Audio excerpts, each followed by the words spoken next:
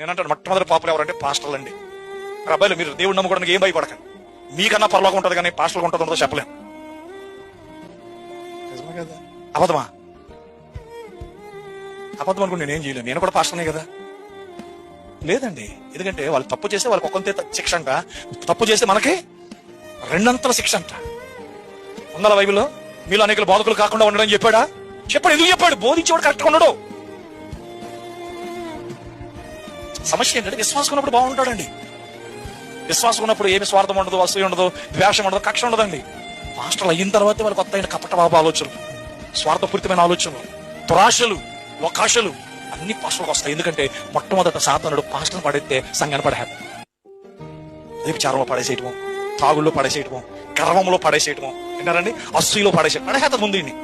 పాస్టర్ని ముందు డబ్బిచ్చి పడేస్తాడు సైతం. ఇంక ఈ డబ్బే చూస్తాడు తప్ప నేను బోధకు, నిన్ను పాస్టర్, నేను ఇలా డబ్బు కమ్ముడిపోకూడదు, డబ్బు నాకు ముఖ్యం కాదు, నాకు దేవుని రాజ్యం ముఖ్యం చెప్తాడండి. డబ్బు నాకు వద్దు అంటారా?